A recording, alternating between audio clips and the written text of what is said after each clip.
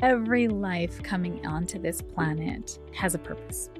And that soul-led purpose is an emotion that you first embody for yourself and then you express out into the world and help others feel. So it isn't just self-love. It isn't just peace in the world. It's first you've got to embody peace for yourself and then create peace out in the world. Welcome to the Story of Spirit podcast, where practical spirituality meets real life. Hi, I'm your host, Sheetal Story. I'm a psychic medium, grief support counselor, professional astrologer, and a human design reader, and of course, a law of attraction master coach. With my unique blend of spiritual and practical tools, I am here to help you align with your soul-led purpose and ignite a life that sets your soul on fire. In this podcast, we are going to explore the principles of energy, astrology, spirituality, and psychology to help you heal your grief and create an aligned life and business from the inside out. Whether you are looking to deepen your intuition, understand your cosmic design, or transform your business, this podcast is for you. Join me each week for insightful discussions, practical tips, and inspiring stories that will guide you on your journey to living your very best life. Don't forget to subscribe and follow us on Instagram at Sheetal Story or wherever you listen to this podcast. Let's dive in and start this transformative journey together. Welcome to the Story of Spirit podcast. Today's episode has actually been inspired by a dream that I've been having over the last 3 nights. And I know when I have the same dream 3 nights in a row, it's spirit going, "Are you listening? Are you listening, lady?" And I'm like, yes, I need to listen. My dreams are often quite interesting. I mean, I often teach, I have a dream interpretation episode on this podcast as well. And I do teach a dream interpretation class as well in MIA Academy. But dreams are so prophetic, right? They are a message from your higher self, or it could be a message from spirit as well. Sometimes they are both. So in this instance, what dreams are really are your subconscious clearing itself out, right? And your subconscious speaks to you in images and in emotions. So when your subconscious speaks to you, and if you remember your dream, then you're meant to interpret it. Now, sometimes the dreams are very cryptic, it's very kind of strange, but every dream has a meaning. Every dream, if you remember it, it has purpose. It is trying to teach you something. Now, sometimes dreams are just your mind clearing itself out from the day before. So I've shared this story before, but I had a client who messaged me in a panic thinking that she was about to cheat on her husband because of a dream she had. And I said, "Well, please tell me about the dream. What was the dream about?" She said, "I dreamt that I was making out with Jason Bateman." And I was like, "Okay, have you been thinking about Jason Bateman? Have you watched anything recently with Jason? Did you have a poster of him up on your wall when you were a kid?" And she's like, "Oh my God, I just binged watched Ozarks. Ozarks, I think it's the show. And I watched a lot of Jason over the weekend." And I said, "So I really think it's just your subconscious clearing itself out from everything you were absorbing over the weekend. So no, I don't think you're leaving your husband for Jason Bateman. And, if you could, I mean, maybe it's something to think about." But yeah, it was funny because she started laughing when I actually brought up the fact that, this is not truth, right? So dreams can be one of 3 things. Dreams can be your mind clearing itself out from the day before, and you have so many thoughts over the course of a day. So you literally have all these unfinished thoughts, half thoughts in your mind, and you have to clean those out at some point because your mind's like, "Well, I don't need this stuff anymore." So it kind of finishes it and cleans it out at night. And the second thing your dreams could be is a message from your subconscious or your higher self. So your subconscious picks up 80% of what is going on in your day. You can only process 20% of your awareness is actually focused on what you're doing. So as I'm speaking into this mic and talking in this podcast, I am very aware of my thoughts and my body, my movements, but I'm not really aware of the temperature of the room, how often I'm blinking, my heart rate. Those things are all being clocked in my subconscious. Even what's happening outside the window right now, it is being clocked in my subconscious until I make it my awareness. So everything in your subconscious is kind of getting kind of held there for whatever, whenever it needs to be used, or it's just kind of in the background, if you will. So when something comes forth from your subconscious, it means that it's needing you to become aware of something, or something is no longer congruent with where you are heading. So you need to solve it. You need to heal it. You need to look at it and understand what was the purpose of this, and bring it up to the awareness and vibration of who you are now. So things that reach you in your subconscious can't reach you in your conscious, because you're just too busy. Your mind is too aware of what you're actually doing in every moment.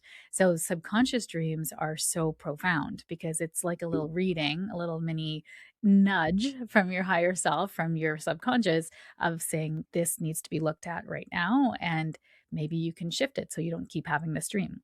So if you continue to have reoccurring dreams, it means that you haven't actually fixed the root of it, right?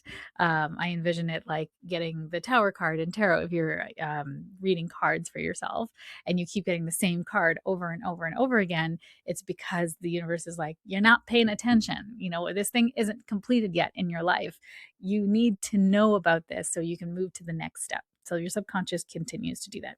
So every time I'm going through a major milestone or major up level in my life, I'll have these dreams that I remember, and they're over and over and over again. I remember before I came out of the closet as a psychic medium, I kept having dreams that my teeth were falling out, and they would fall out. Lily could pull them out, and I would try to put them back in again, and they would go back in for a little bit, and then they would fall out again.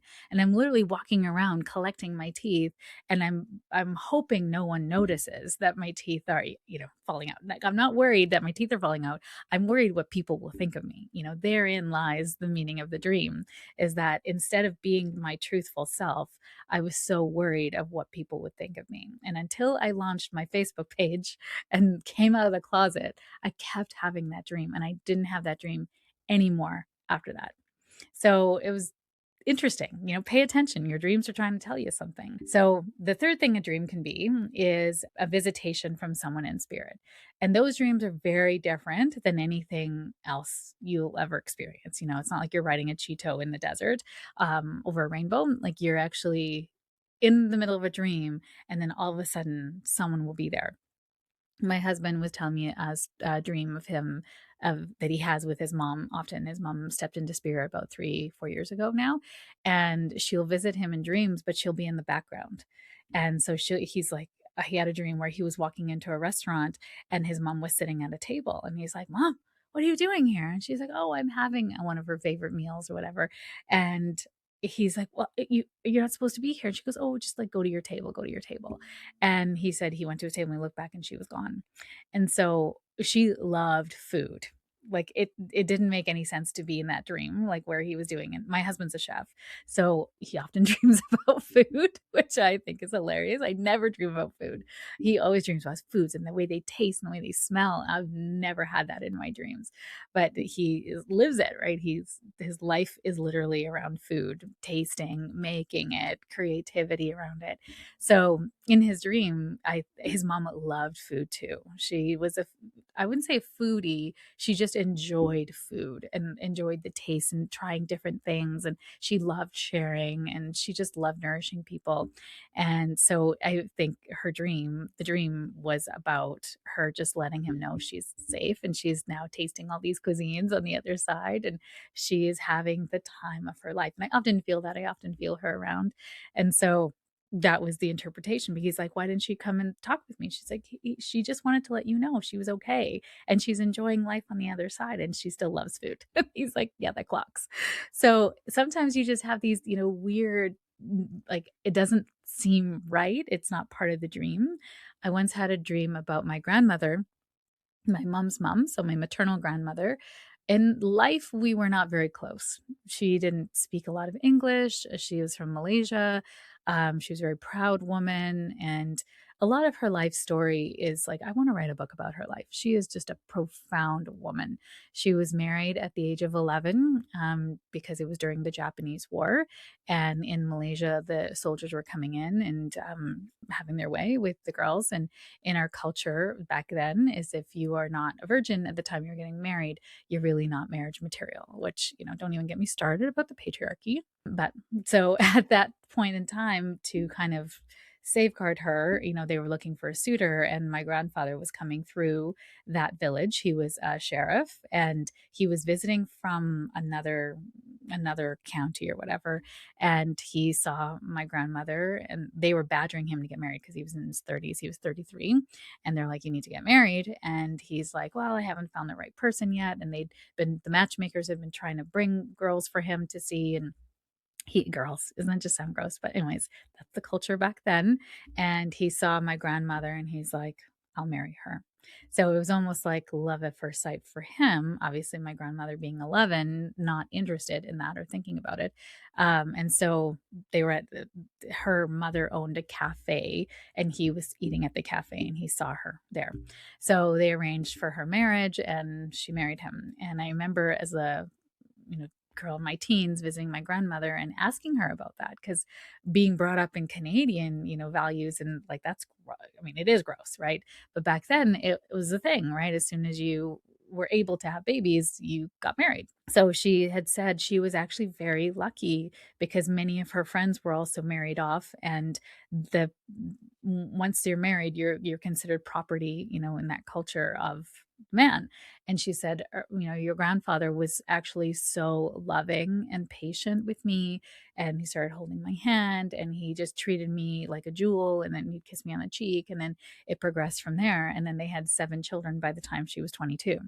So it was a life. And this woman like pushed to become the first woman driver in East Malaysia. She would wait outside my grandfather's precinct every day after work and have him show her how to drive. It was actually illegal for women to drive back then, but she pushed the boundary, and she was the first woman driver. I was like, there's a lot of things about my grandmother that's very profound, but then she was almost stunted at that time in her development mentally, of socially as well, at that sort of age of 11 to 13.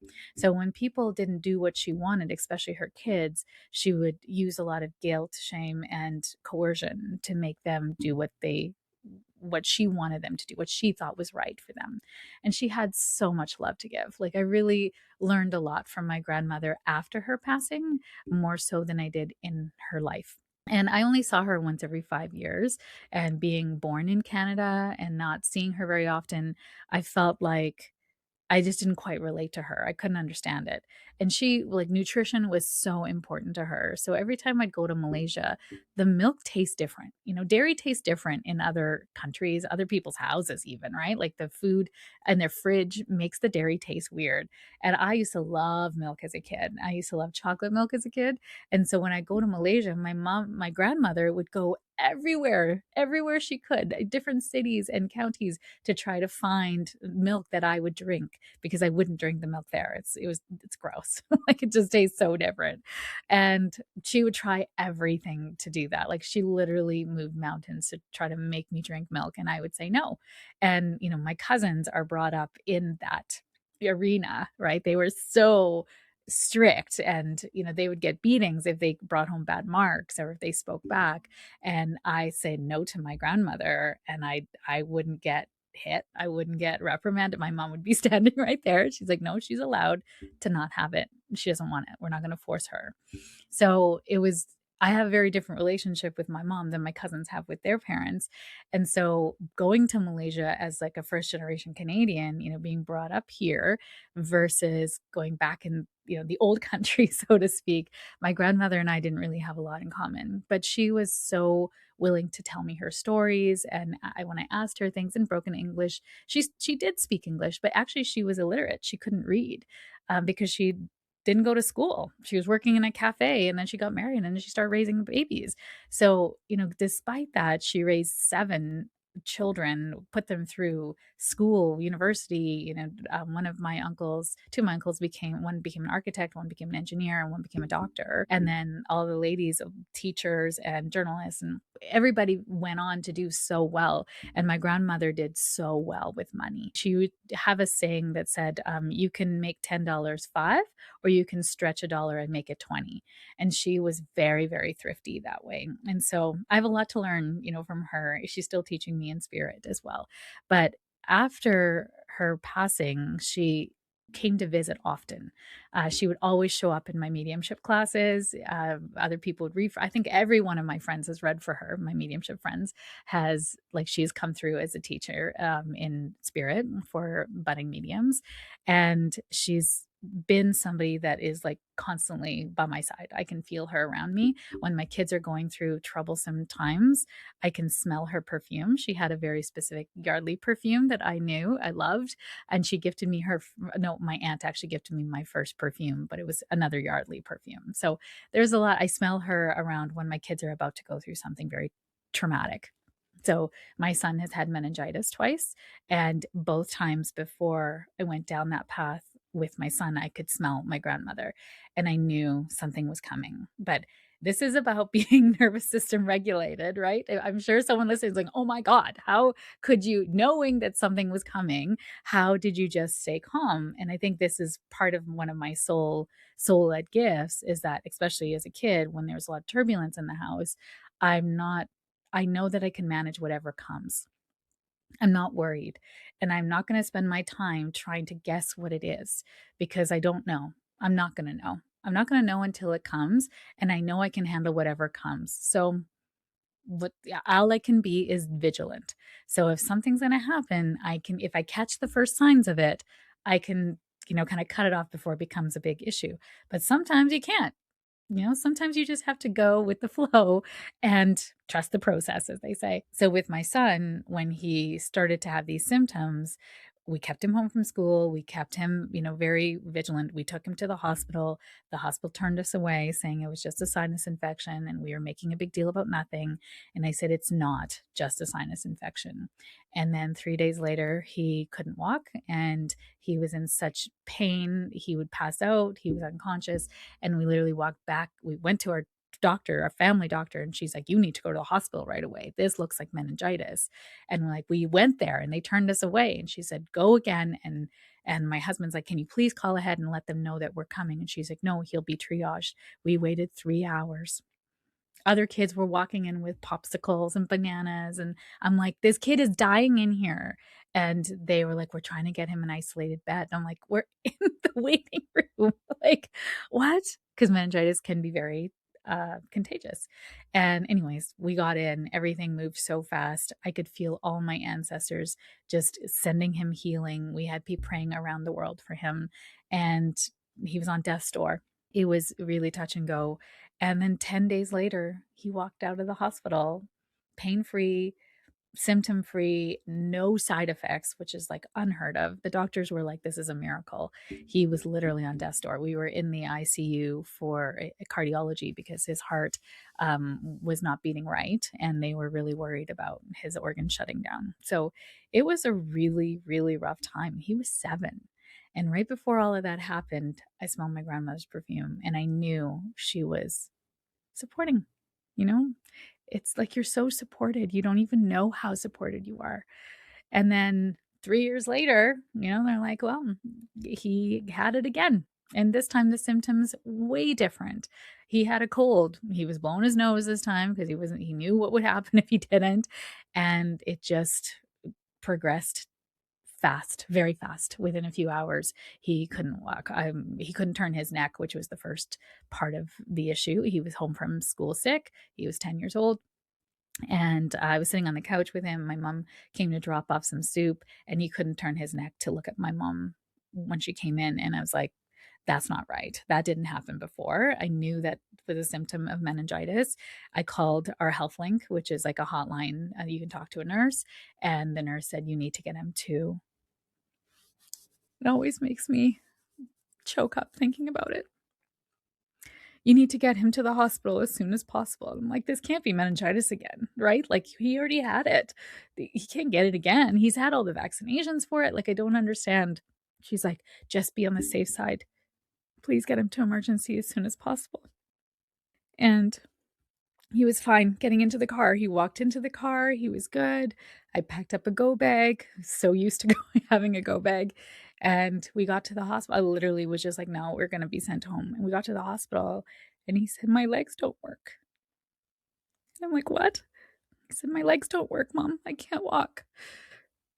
And I had to carry him in and we got triaged right away. And I said, he has a history of meningitis. And, oh, you think you would heal this? It was so long ago now. It's 9 years ago. It was a very horrible time. And this time they took us in right away. And they're like, he was deteriorating very, very fast. They got an IV line in him and they started pumping him full of antibiotics and they couldn't do his spinal. And my husband was away. He was in California for a business trip. And I called him and I said, you need to come home. We are in the ICU again. They think it's meningitis. And he's like, again? Again. It was a hard time. And I could feel my grandmother. I could feel my grandfather is a doctor on my dad's side. And so he was there. They have a very special bond. My son and my grandfather have a very special bond. They never met in real life, but he is often there with him.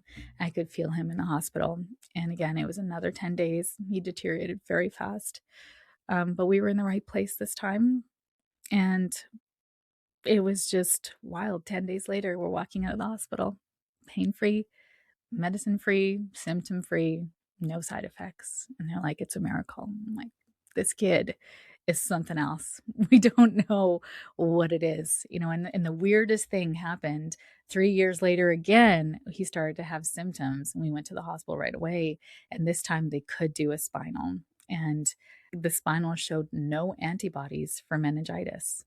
So they're like, logically, what this means scientifically is that he never had it. He had all the symptoms, but he never had it. And I was like, that doesn't make any sense. It doesn't make any sense. I mean, this kid's a medical marvel.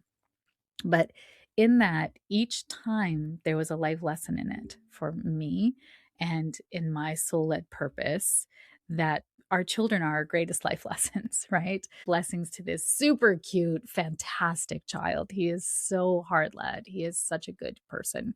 And the first time it was a life lesson for me to really prioritize family because I had been launching my business at that time. I was trying to juggle too many balls. And my girlfriend said, stop it. Stop it. You need to be there for your family and put everything on hold. Everyone will understand. I was so worried about letting people down that I was still trying to see clients and be at the hospital and relieve my husband and take care of our other child as well. It was an interesting life lesson for me because as soon as I put all that to the side, everybody understood and life got so much easier. In every issue that we go through, our life lessons are continuing to show themselves to us. And our soul led purpose is always shining through every single thing we go through. So, in that first meningitis, I had to learn about family being the priority. It's always been a priority, but I think in that moment I had to make it a conscious. That was it. Family is first and foremost on my values list, and that's not going to change. And if you'd asked me in my 20s if family was on my, top 5 values list, I would probably say no. Right? I was in my selfish era, going traveling, pursuing my career, my education, my relationships, and as it should be, like go be, a woman of the world. And then when my son got meningitis the second time, I contacted one of my girlfriends who's a shaman, and I was like, what is this time? This can't be my life lesson. I know this is my family. My family's first. And she said, this is actually a life lesson for others now. So he's agreed to help others on their path. So just pay attention to how his path intersects with others. And sure enough, I got to see that. As we were being discharged, we had to do one more blood test. And we went down to where the blood test was, and there was a really beautiful young nurse that was there. She was very sweet. And my son by then had been poked and prodded and, had IV lines and PICC lines put in. PICC lines is when they actually like thread the line into a major artery so that you don't have to continue because his IV lines kept collapsing. Poor guy. Like it was so painful and his head was so painful. So he would cry and then he would throw up because he was such deep pain. Like it was just an awful, awful time for him. Anyways, so as we're being discharged, we had to go get this blood work done. And we go down to the bowels of the hospital to meet this nurse for this where the blood work is being done. And so Caden hops into the chair. He's 10, right? So he's pretty spry and still really young. And he's like, yeah, I'm ready. He's like, whenever you are. But he's like, I need a countdown. And she said, okay, I'll count you down. And he looked away and she counted down. And he's like, wow, you have a really soft hand. And she looked at him and she's like, thank you. He said, you're really good at your job. And as she took the blood out and she finished, she said, thank you. And I said, yeah, he's a pretty special boy. He sees people as they are. And she said, I've had a pretty rough morning. And I said, oh no, like what happened? She said, well, a guy passed out. A kid threw up on me. It's been a rough day. And I said, oh no, I'm so sorry. I said, it is, the hazards of the job, but you are really good at what you do. Thank you. Like he's been through the ringer and you just have been so kind and gentle with him. And like you would think that that's what would happen at a children's hospital. And I'm here to tell you that it doesn't, that there are some nurses that just should not be part of a children's hospital. So as a fierce mama, I have to be a gatekeeper for who touches my children and who is good at their job and who isn't. And so if you can't give a good needle, you don't come near my kid. Like we just can't. He's in so much other pain. I really don't need you to be part of that too. And some nurses really didn't like that and they can eat it. So it was fine. I'm a very kind and caring person and I'm also very fair. So, in this moment, I saw this wonderful lady and I gave her the compliment. I saw what she was doing. So as then we had to go next to get an ultrasound done and then we could leave. And so I was waiting outside the ultrasound room and she was leaving. So she was just finishing up her shift and she was now in street clothes. She was in her scrubs. And she said, I just want to thank you. She said, you've raised a really good kid. And I said, he's his own person, honest to God. I don't know. He's like a little old man in this little body. And she said, I was going to quit nursing today. And it was rough. She said, I've been really questioning whether I'm supposed to be doing this. But she said, your son really helped me see that I'm good at what I do. People having a rough day doesn't mean that I'm not good at what I do. And I said, thank you. Please continue to shine your light. And she left. And I just heard Spirit say, do you get it? And so, yeah, I get it. If you are a mom, your kids have their own soul purpose as well.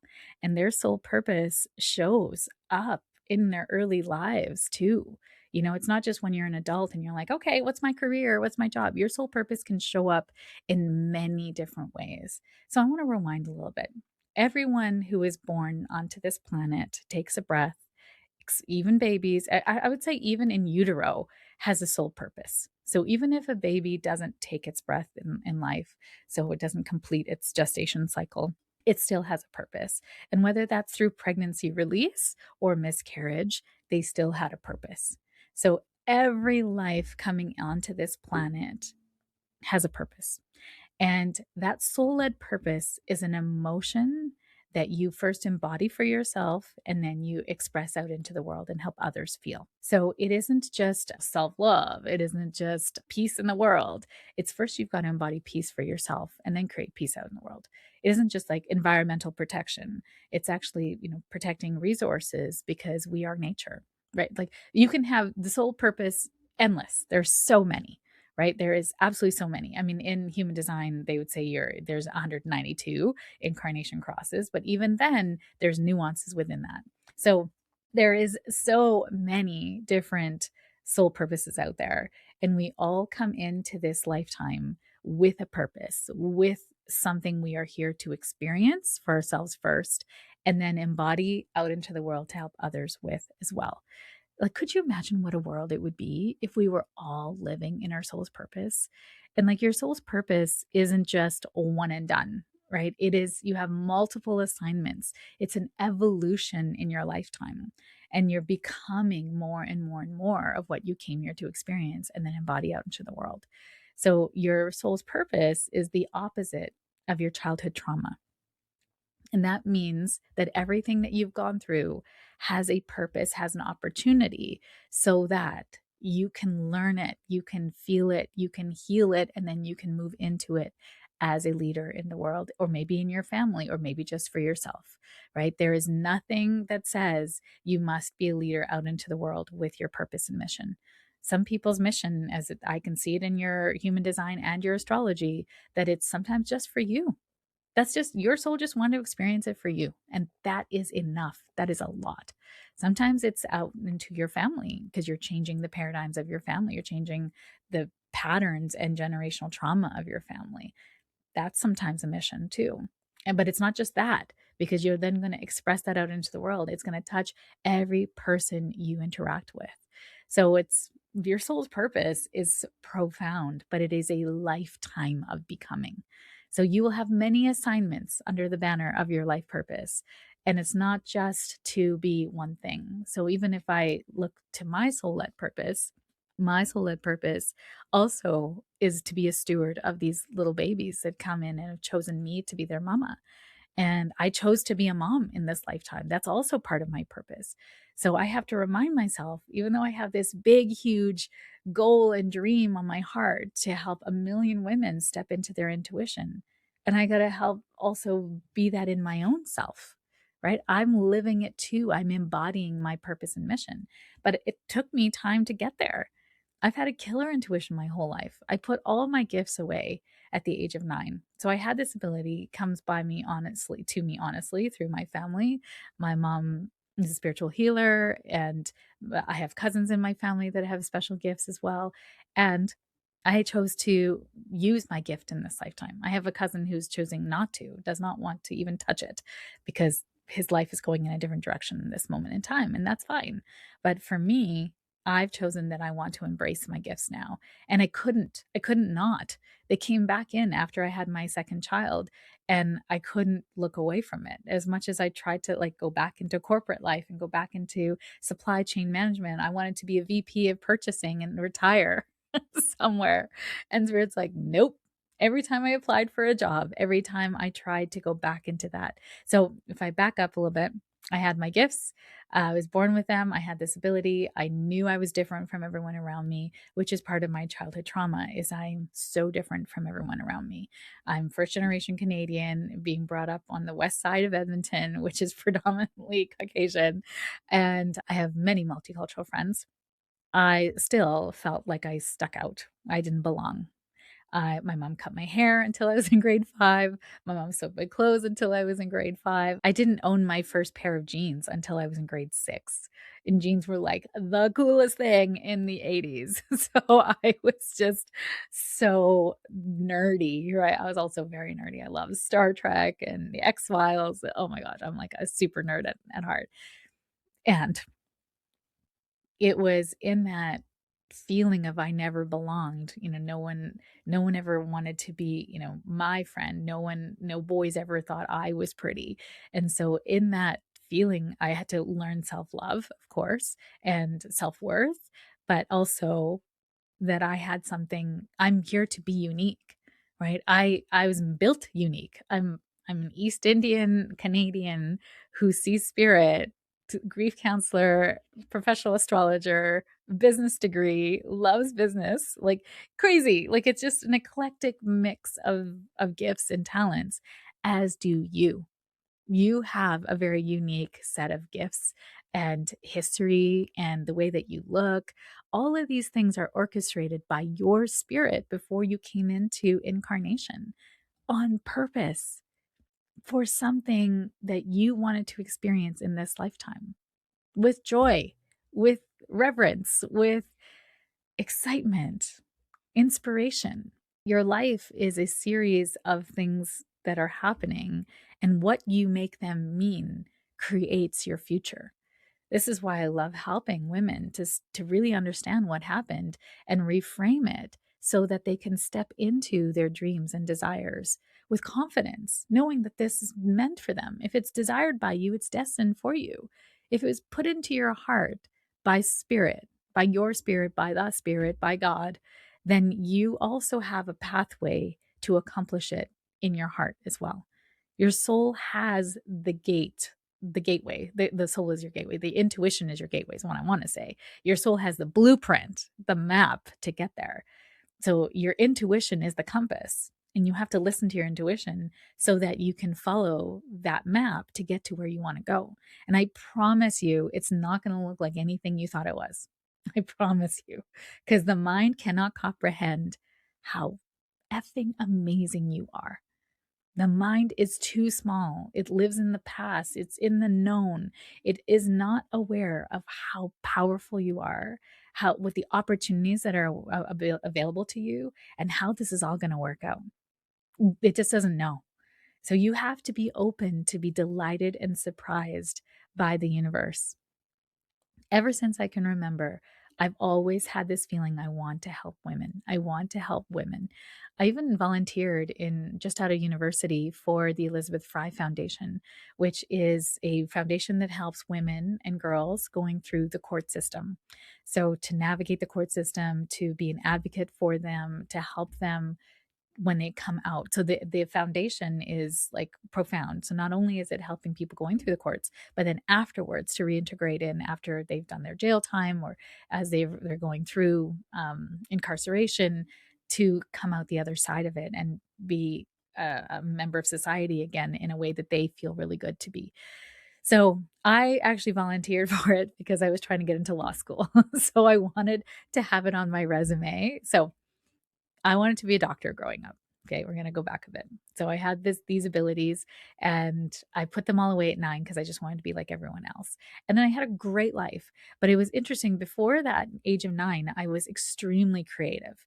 I used to draw all the time. I drew about fashion. I wanted to be a fashion designer. I didn't sew. I couldn't sew at all. But I was like, no, I can design good clothes and someone else can sew them for me. I remember at 9, laying on a hill at school and drawing all my fashions and my friends going, oh my God, that looks so good. You'd be the best designer. I would totally wear that. And I had a lot of support in my life. I think this is like a gift in my life that I gave to myself is that I always have been surrounded by people who are very supportive of my dreams for the most part. For the most part, I have had some friends that are like, well, who do you think you are? And they didn't stay friends, which is fine. So in this moment, at that point in time, I wanted to be a designer. I was very creative. I was very whimsical. I was very daydreamy. I have Neptune in my first house in my astrology chart. So I have this ability to be very creative and imaginative. And as a kid, I was. And then when I closed the door to spirit at 9 years old, my mom said, you can just close the door at the top of your head and you just become like a normal kid and you don't have to, you just let yourself be a kid. I said, I want that. And I closed the door to spirit and I said, I'm not available to this anymore. And they didn't bother me anymore. I put it all away. And as I did that, I then became more sciencey, which was very interesting. I started to do really well in math and science. I got honors every year. And I wanted to become a doctor because I wanted to help babies. So I was going to be a pediatrician. I've always loved children. When I then got to university, my first year university, I failed calculus. And I was like, okay, I can't be a doctor without calculus. So yeah, I got to make up the credits for that. And because I was on scholarship, so I had to keep up my credits. So I did Law 300 for non-law students in intercession, which is summer school. And I loved it. It was such a profound, I 100% in the class, loved the teacher, loved the class. It was like listening to gossip and then creating arguments for what I was trying to prove, which I'm so easy for that. Like I was like, yeah, I could do that. And it was so great. I was like, oh, I'm supposed to be a lawyer. This is what I'm supposed to do. So, okay, got to give up the dream of pediatrician. I knew when I failed calculus that I was like, obviously I'm not meant to go down that path. So I'm going to be a lawyer. So I switched into business at that time. And at that time, in my first year of university, I met this amazing woman who would become my best friend and one of my maids of honor in my wedding. And she also was in sciences and she hated it. And we both ended up switching into business together. And so we had to take a prerequisite class. It was English 101. So everyone has to take it's compulsory when you go into university. And I was like, ugh, I hated English in high school. I didn't do well in it. I just loved English 101, aced it 100%. I loved it. If I could go do an English lit degree, I would, but I don't know what I would be qualified for. And I met my best friend, one of my best friends. We then became very, very close. We went through university together. Again, she was like in my wedding party. I still see her once a year for lunch. We have like a 5 hour marathon lunch, catching up on the year. She is like one of the best humans on this planet, and always super supportive. And she's now big VP of marketing in a company. So I was like, okay, well, I'll go into supply chain, and then I'm going to go become a lawyer. So tried to then, graduate university with my business degree, and then I wanted to take the law entrance exam, and I got 50th percentile. So I did better than half the people that wrote the test, but I didn't do as good as the other half. So I was like, and I was in the middle of the pack, right? So like, no, I'm going to do this again. So I studied and I did the Kepler exams. I got a tutor. I was at the law library doing everything. Literally trying to make myself think in the way of this LSAT, this law entrance exam. I took the LSAT again, 50th percentile again. And I was like, all right, it's not my path in this moment in time. I have to pivot. I'm going to have to go in a different direction because I was deeply passionate about gay rights. At that point in time, it was being written into the Constitution as a right that's protected. And I was a huge advocate of gay rights. And I'm still an advocate of gay rights and LGBTQ rights, and obviously trans rights now, because my son is trans. And so I'm a huge advocate for loving who you want to love and feeling safe in that love, right? I don't understand why it's such a big deal for people. Like, just let people love who they love. Love is love. Love is great. Like, more love in the world. Why are we trying to prevent people from loving who they want and not protecting them? So I was a huge advocate for gay rights. And I was like, I was in marches. I was on TV about it. Like, I'm an activist in my heart, y'all. I remember my first walkout was in grade 9 in protest of cuts to education by the then Conservative Party of Alberta. And I was like, no, this is not going to happen. Even grade 9, I marched in my first, march, and left school to go rally at the legislature. So it was, it's in my blood. I wanted to be a lawyer to then protect gay rights and be someone who is like really fighting for constitutional rights. Like, it's in my blood. So that's there. That's part of my purpose too, right? Is being an advocate for people who do not, who are marginalized or who are less privileged than others. So I can use my privilege. I remember being interviewed for the news because I was at a rally and I was very loud and proud. And they're like, "So you're gay?" And I'm like, "No, I'm not. But I'm here because many of my friends are gay. And I'm also an advocate for what's right in the world, right? I don't have to be gay to advocate for gays. Like, what? That doesn't make any sense." And so I remember being quite annoyed at the interview with the reporter because I was like, no, I'm not gay, but I'm a big supporter of people who are gay. And it's a proud moment. Like, I remember it in this moment. I was very proud of that. So that advocacy is part of my purpose too, right? You can look back at your life and see, where are these things that you've been very, like, again, just so passionate about in your life. Your convictions are going to are part of your purpose. So in that moment in time, if you've gone back and say you're going to be a psychic medium helping women who are going through transitions and women entrepreneurs build businesses that create success and joy in their lives, I'd be like, you're crazy. I don't know what you're talking about. Because in that moment, I had put away all my gifts for a long time. I actually forgot that I had them. And you're like, how did you forget you could see dead people? I did. Like, think of that. I had like over 20 years of no gift, like not really thinking about it. and not really being in that, right? I put all that away. Remember, I'd become more sciencey. So I wasn't really in that creative, imaginative space anymore. So then I met my love of my life. We got married, moved to Vancouver. And at that point in time, I realized I can't go down the law path. I can't go and do an after degree and try to get my grades up and try again. I need to enter the jobs market and start to make money because I know I want to be married to this man and I know I want to have children, and I can't be doing that if I don't have stability. So, I entered the jobs market and I found myself in supply chain. My first ever career job with a amazing company, and we grew with the company. My husband also worked for the company. So it was fantastic. We got to travel together. We learned so much. I really learned so it was a wonderful time of life. And then we had our first child. And then everything changed. And I had my first child. And now, when I learned after the fact, after I learned astrology, at my first Saturn return. So, Saturn is the planet of structure, responsibility, duty. It's father time. And when Saturn comes back to its original position in your chart, it changes everything. Everything in your chart will rearrange itself for the next 30 years of your life. So, Saturn divides up your lifetime into thirds. So, the first 30 years, the second 30 years, and so up to 60, 56, 60, and then the last 30 years of your life. So, it's this first 30 years of your life that you're kind of in that becoming, you're like a baby, and your grow up is your first Saturn return.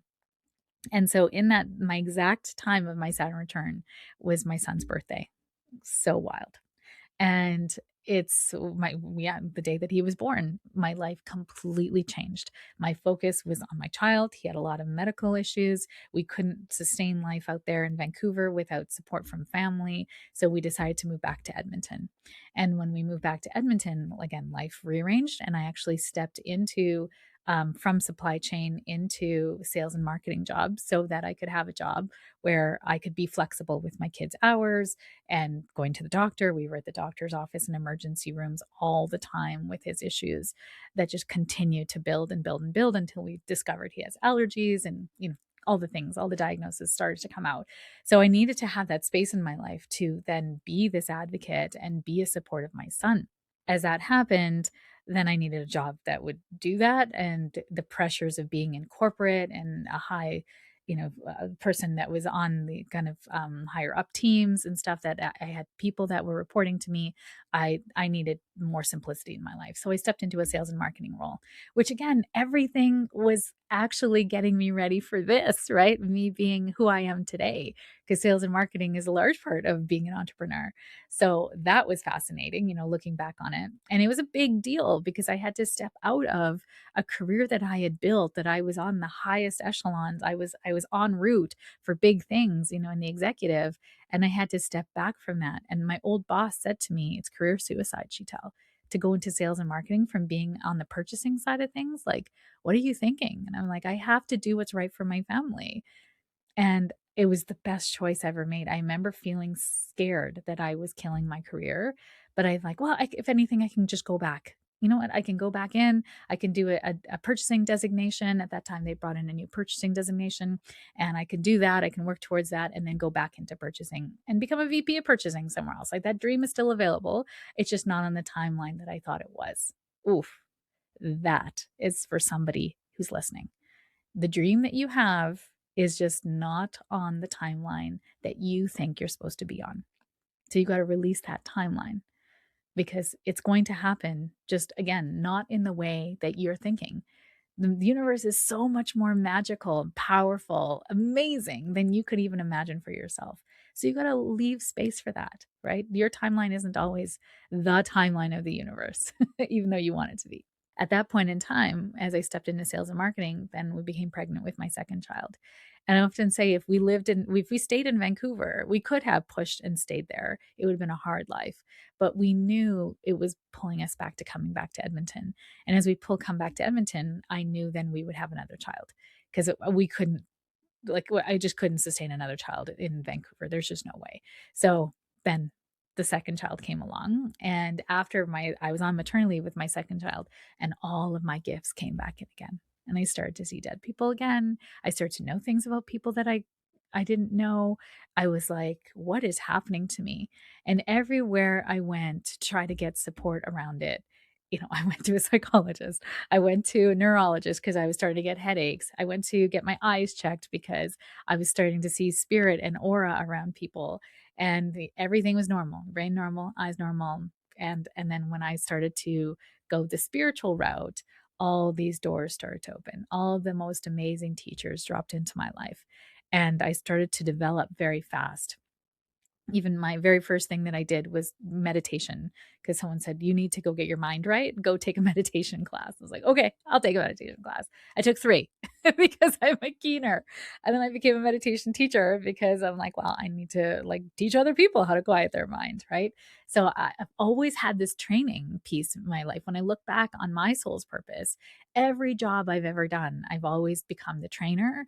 I've become someone who's teaching or educating others. I love presenting to other people. I love being on a stage, but not being on the stage to be in the limelight, to be on the stage to impart wisdom to others so that you can make your life better too. So I wanted to help women, right? I wanted to help people. I want to teach. I want to educate. I want you to get this wisdom so you can make your life better, right? You can see all these little life lessons coming out in my life as I'm moving through each stage of my life. So as then now I have these gifts opening up to me and I'm starting to learn with all these teachers, I'm in an incubation phase.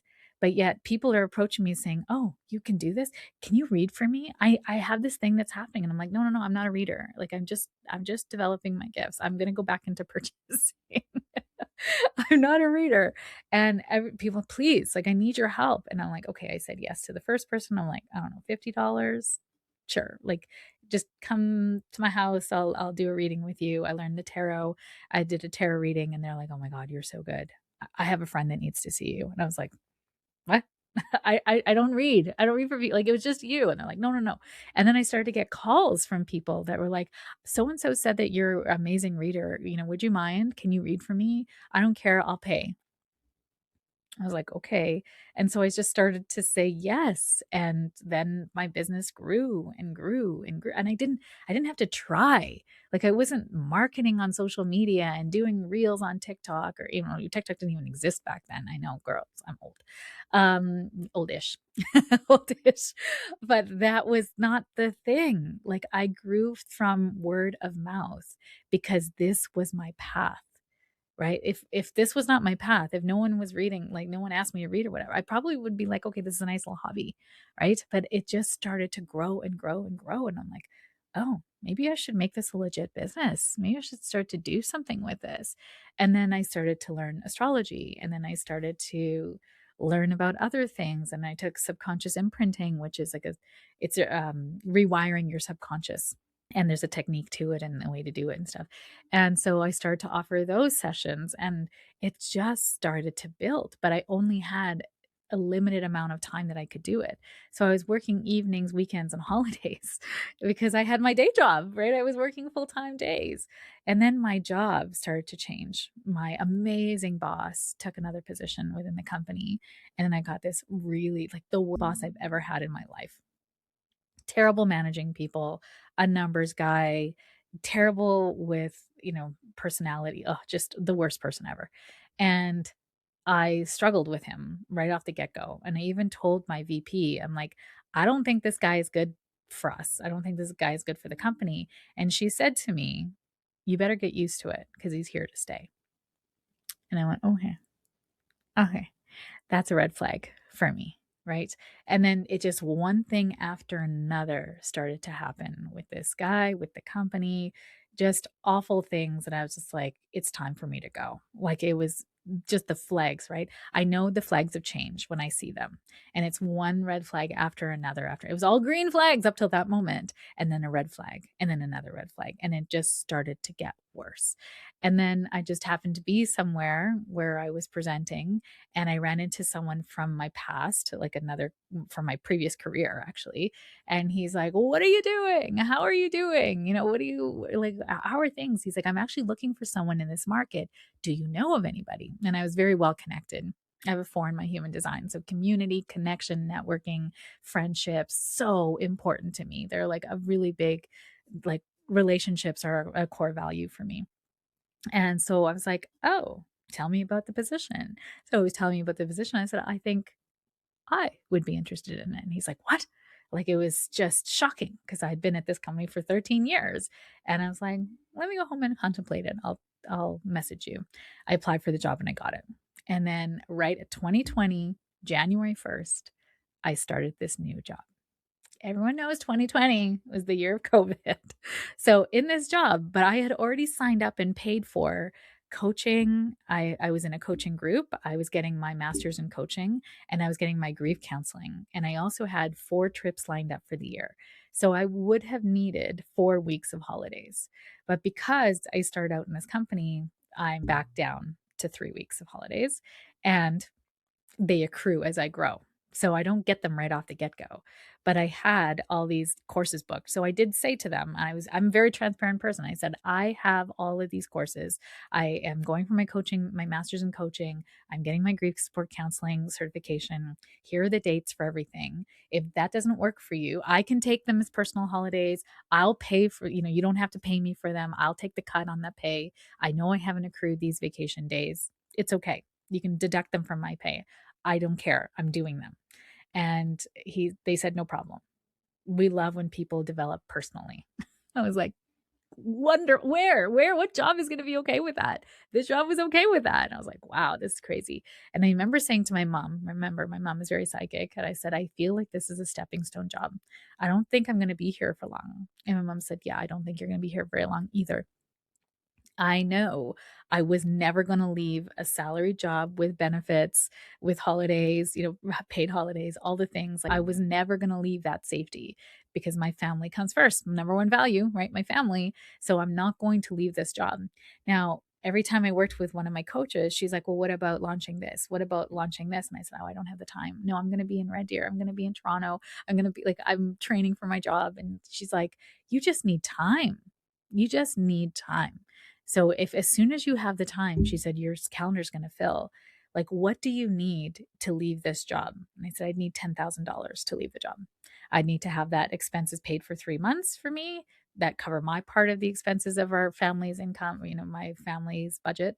And I need $10,000. And she's like, okay, we'll see what happens. And then March 2020, COVID hits. And they closed down all the airlines, closed down restaurants as I'm in my last day of my grief support counseling. Last day. Wild. So I finished my certification. I went into a mediumship course that was fine. We were all kind of like, what's going to happen? What's happening in the world? Blah, blah. It hadn't really touched us yet where we were, but the world was shutting down. And then I got the call and I was let go from my job. And I was ecstatic. I was so ecstatic that they thought I was going nuts. They extended a year's worth of psychological care as part of my benefits package, my severance package, because they were worried about me. And I'm like, this is the best thing that's ever happened. They're like, we're letting you go during a pandemic. I'm like, yes, I'm ready. I knew this was coming. I just didn't know when, right? I was ready. My business I'd already branded my business. I had my website up and running. I didn't have a calendar yet. I was still booking people manually at that point. And yeah, when they let me go, and my severance package, including CERB, came to $10,000. You can't make this stuff up. Like, it was absolutely CERB, for those of you who don't know, was the government subsidy to help people during the pandemic. So all in all, I had $10,000 in the bank, and they were very kind the way that they let me go. The company was very good in the way I just couldn't see my customers because COVID, right? So it was fine. I knew I would never go back to that job. And the next day I woke up with this program in my mind that I had been dreaming about over the last 3 days. So it's wild. This is this full circle moment that is actually inspired this 3-part series on your soul-led purpose.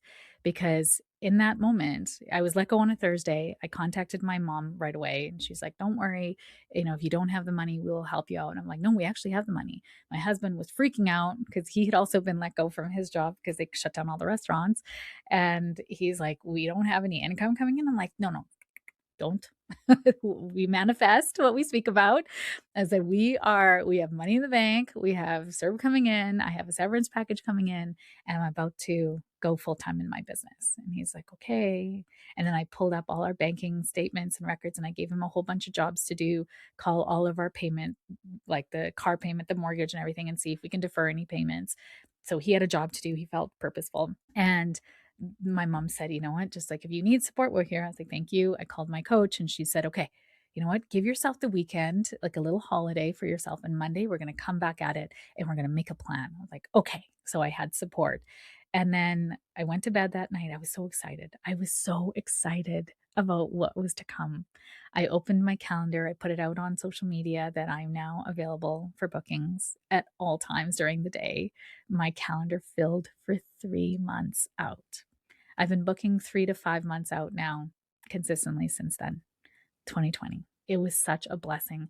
And so many friends also stepped forward to book into my calendar to pay me, to pay me. Like it was wild how many of my friends stepped forward to pay me for readings, you know, that either had been thinking about it or I just didn't have the time or they wanted to support me, which I felt so blessed. And then Friday morning, I woke up with this program called Skyrocket into Your Passion and Purpose. I remember that, Skyrocket into Your Passion and Purpose. And it was a 3-month program about how do you know about your purpose, how to step into it, how to heal the past so that you feel safe to do so, and then to create a plan to move forward. Because I always want you to have a plan to move forward. It's not just this wishy-washy self-love or, you know, come into your purpose. It's like, okay, let's actually do stuff with this, right? And at that point in time, I had my astrology certification, I think. Yes, I did. I had my astrology certification. So there was also an astrology component to it. And I launched it. Friday morning, I sat and I downloaded it all onto a Word document and I created handouts for everything and I just put it out on social media. Discover Skyrocket Your Soul Led Purpose, 12-week program. Here's the cost of it. And I made $15,000 in that week, the next week, with women stepping in to that program. 15 ladies stepped in. And kind of a true story. It is a true story. All 15 of those ladies now are my colleagues, are doing amazing things out in the world, who have really stepped into their purpose and are owning it in their own way. It's wild. That was back in 2020, y'all. And then from there, I ran that program many more times, but it started to dwindle. So because my community wasn't really growing, so it wasn't really a viable, like I didn't do ads or anything at that point in time, and nor do I want to. I really, you know, people find me through connections and through my networks. So I created then the next program from that called Embody Your Soul Led Purpose. And that was a 6-month program. And then I ran it once and it just it didn't really fit. It didn't feel right. It just didn't work out very well. And so I ended up like shelving it. Welcome to the life of a manifesting generator, right? Like if things don't work out, I'm like, I'm on to the next thing, you know? So I kind of put them onto the side and I never ran them again after that. And then last year we did organize everything to launch it again, but I didn't do really any kind of marketing or anything around it. So I didn't really give it a good chance. You know, I was just like, I had this nudge to bring it back, but I don't think it was the right timing last year to do so. So I kind of put it away. And then fast forward to 3 days ago, I had a dream where I altered that to include human design, because back then I didn't have my human design certifications. So I altered I got up. So in the morning, again, my dream was that I was teaching Step into Your Soul Led Purpose. So the original program was Skyrocket into Your Passion and Purpose. So I might have to just go back to that original wording, but it's Step into Your Soul Led Purpose. 3-month program includes your human design, astrology, and also healing the past to step into your purpose and the mission that you came here to experience. And it's been completely in the dream. It was revamped. And I saw this program stepping kind of out into the world as women are stepping into their purpose, especially in midlife. Because in midlife, we go through this massive change. We're going through, it's called a Uranus opposition in astrology. And that's in our 40s, between like 39 to 42. And then at 50, we have our Chiron return, which is the wounded healer. And so we are stepping into a version and evolution of ourselves in these eras of our life, which is, as you've heard, if you've been listening to the podcast, it's the sovereign queen era, right? Where we are now in our sovereignty and our mind is rewiring, our hormones are rewiring, our body is rewiring. We're no longer about our kids and our family. I mean, that's still there, of course, in the background. That's still my number one value, but it's now about our mission and purpose. What did we come here to do? What is our next thing, right? And it's not going to be, it could be part of your career, right? Like there's a beautiful woman in my community who just retired from nursing. I think like 30, 40 years of nursing. She's such a wonderful human and she just loved helping people in her nursing. And then she went through her own cancer story where she came out the other side of it now, completely healed and in remission. And now, as she's stepping into her 60s, she's 50s and 60s, she wants to help other women going through this because for her, hormone replacement therapy isn't a thing for her. She can't take it because she's had breast cancer. So she needs to then find alternate ways to deal with her menopause and perimenopause symptoms. And so she's researched all these really wonderful things. I'm like, you need to get this out into the world, but she doesn't know how, right? She's like, she's not an entrepreneur, she's an employee. And so moving from employee to entrepreneur is a huge mindset shift. It's a huge awareness. It's not dollars for hours anymore. It's actually your knowledge and wisdom is what people are paying for. So that shift is big. So my sole purpose is evolving in this moment in time as well, that I want to help women stepping into their purpose and mission and again, listening to their gifts because your intuition is the compass, remember. So I remember with intuition, I used to teach a class called Intuition 101. And that was a bonus course that the ladies took as they were in Discovering Your Soul Led Purpose with the program or Skyrocket into Your Passion and Purpose. And in that, then they would also take Intuition 101 concurrently. So Skyrocket into Your Passion and Purpose was a Tuesday class at noon, and then Intuition 101 was a Thursday class. So they would take both with me over the 3 months. I mean, Intuition 101 is a 4-week class, but it was so cool because then their intuition would just like amplify and then the program they would just take off.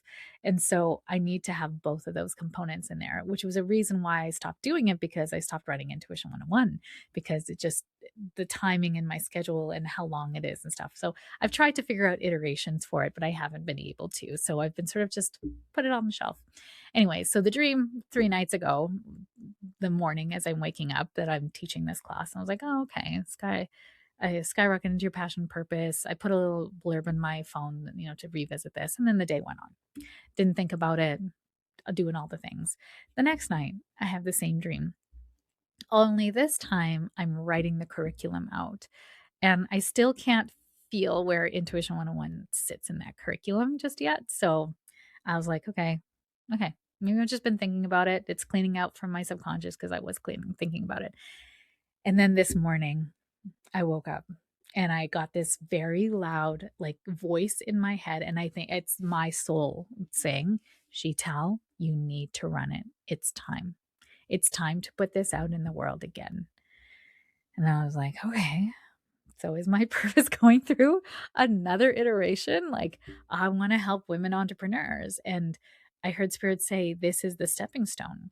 So I'm just going to be super transparent with you with what I'm thinking about in this moment. Nothing has come to fruition. And if you want to send me any feedback, I would love to hear it.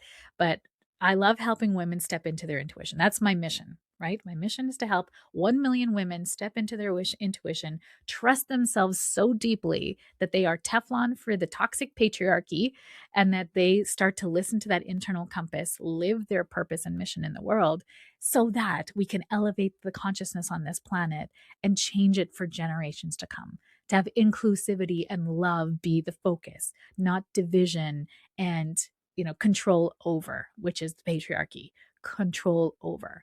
So we're not doing that anymore. We're in community and collaboration with each other as the divine feminine is rising. So that has been my beginning, right? Is that I want to help women step into their intuition. And then I have these women over here that I help in entrepreneurship, that I help them to create businesses in alignment with their cosmic design and move blocks out of the way that are preventing them from calling in magnetic money, magnetic clients, their next level of success. I love that mindset work because I can see grief. I can see where it's blocking you for your next level of success. And I love women entrepreneurs, they're ready to go. Right. And of course, there's women who are not entrepreneurs that have hired me in grief counseling, support grief counseling. And the difference is they're ready to go too. Right. That's the one thing. It's like you're ready to step in and you're ready to ride this fire to wherever it's going to take you. And I'm going to walk beside you on that path. And I'm going to shine the light in places that you need some healing. And I'm going to give you the tools and strategy. And I'm going to hold space for you as you do so. So you do your healing. I'm holding the space. I'm giving you the tools. I'm helping you to process things. So I love that work. Right. And this is the plight of every manifesting generator. I'm multi-passionate. I have so many gifts and things that I can do to help people. And I need to figure out how does that fit with my purpose and mission. But as I go back to my soul-led purpose, that's the opposite of my trauma, is to help people know that they belong, that you belong here. Because my childhood trauma was that I didn't feel like I belonged. I didn't feel like belonging is a number one key for me in relationships. Because if I don't feel like you're welcoming me into belonging with you, then we're not really gonna jive, right? And friendships will change, and that's okay. And that belonging for me is my soul led purpose. I create belonging for you. You're welcome here on this podcast, in my community, in anything that I offer. You are welcome. If you feel the call, if your intuition is pulling you into working with me, then trust that call and it'll get louder and louder. Just my dreams are getting louder and louder that I need to follow this. So I think as I think this out loud with you, again, this is no notes. This whole thing is no notes. This is all channeled for you, is that as women step into their intuition and learn how to trust themselves, and they want to get stronger and deeper with that, then I have MIA Academy, where you can step in to learn how to manifest using your compass, your internal tool, your intuition as that compass to guide you to where your desires are, and create a pathway riding the energy of the astrology and also healing yourself as you go along, right? Because you can't call in something that doesn't feel safe for you, even though you really want it and it's desired in your heart. You still have to get the mind on board. So then, as you get into your gifts and you start to uncover your soul led gifts, and maybe some of the women who have mediumship gifts or their psychic gifts, then they step into working with me in a different capacity, because I do have other offerings for that. So if you're a budding medium, contact me. I have a mediumship development group that I don't offer out into the world. You have to go through my other programs to get into that one.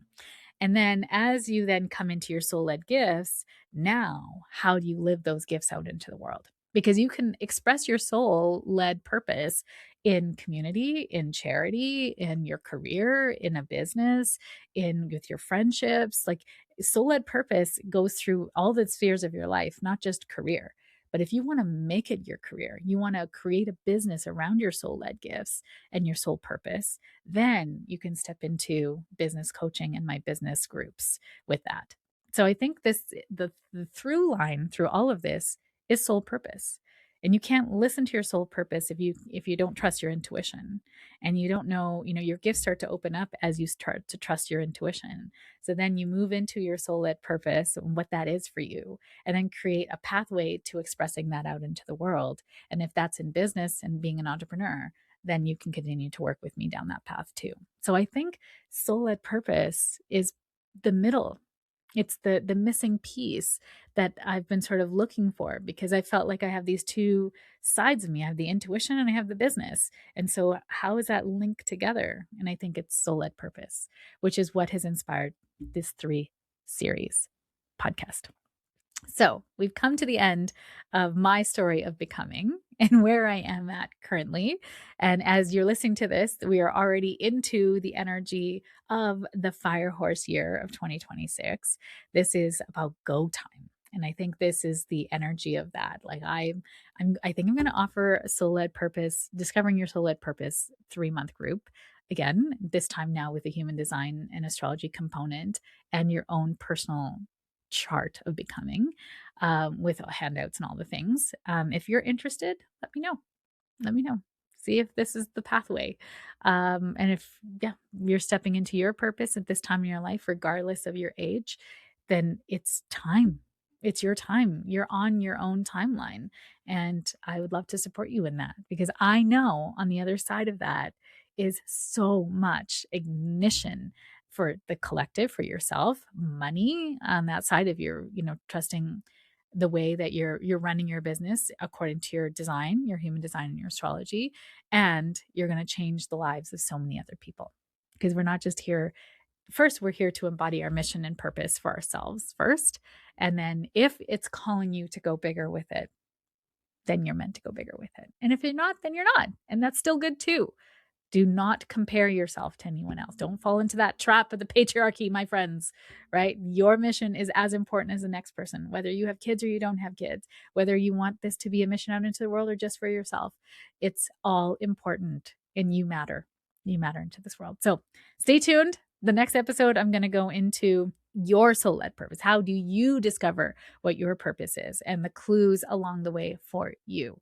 So stay tuned for that. Thank you for being here. I appreciate you, and I will talk to you soon.